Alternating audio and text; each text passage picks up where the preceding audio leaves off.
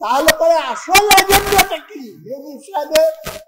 চট্টগ্রাম বন্দর নিয়ে উনি গোপনে গোপনে মানুষকে না জানিয়ে আমেরিকান কোম্পানির কাছে এটা লিজ দিয়ে দিচ্ছে। দেশ আজকে একটা বিরাট বিপদের সম্মুখীন। আমি দায়িত্ব নিয়ে বলছি, কথাটা ভালো করে বোঝার চেষ্টা করবেন। 54 বছর আগে 30 লক্ষ মানুষ বুকে রক্ত দিয়ে পাকিস্তানের গোলামি থেকে আমরা মুক্ত হয়েছিলাম।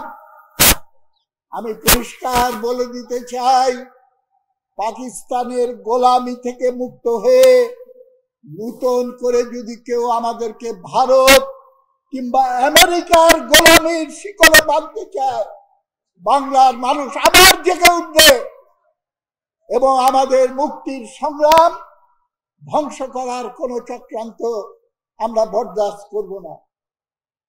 আপনারা ভালো করে খেয়াল করে দেখবেন, তলে তলে অনেক কিছু হয়ে যাচ্ছে।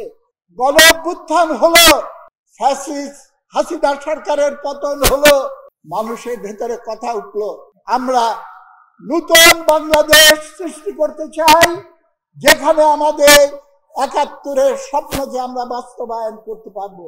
কিন্তু আমরা দেখতে পেলাম সেই গণতন্ত্রহীনতার যে পরিস্থিতি আমাদেরকে সর্বনাশের জায়গায় নিয়ে এসেছে। গণতন্ত্র অধিকার, ভোটাধিকার সমস্ত কিছু হরণ করা হয়েছিল হাসিনা সরকারের 16 বছরের রাজত্বে। সত্য কথা বললে এর আগে যারাই ক্ষমতায় ছিল, নৌকা, লাঙ্গল, পাল্লা, ধানের শীষ সব আমলেই চলেছে লুটপাট। আমাদের স্বাধীনতার মুক্তিযুদ্ধের স্বপ্ন বানচাল হয়ে গেছে। এইটা হলো বুর্জুয়া শাসনের ব্যর্থতা এবং তার দেউলিয়াপন। গণতন্ত্র প্রতিষ্ঠার পথে এই সরকার বর্তমান অন্তর্বর্তীকালীন সরকার অগ্রসর হতে পারে নাই, পারছে না। আমার তো সন্দেহ হয় ইচ্ছাকৃতভাবে পারে নাই, ইচ্ছাকৃতভাবে পারছে না। এটা সঠিকভাবে আমরা বলেছি, দৃঢ়ভাবে বলতে চাই আমিও। ফেব্রুয়ারির আগে নির্বাচন হতে হবে। নির্বাচন নিয়ে আর নতুন কথা আমরা শুনতে চাই না, ধানাই পানাই শুনতে চাই না।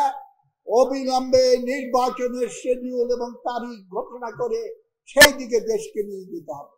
গণতান্ত্রিক পরিবেশ সম্পর্কে আরো অনেক কিছু করা দরকার, সেই আলোচনায় যাচ্ছি না। আরেকটা বড় বিষয় ছিল বৈষম্য দূর করতে হবে, কিচ্ছু করা হয় না। তাহলে পরে আসল এজেন্ডাটা কি? ধরা পড়ে গেছে।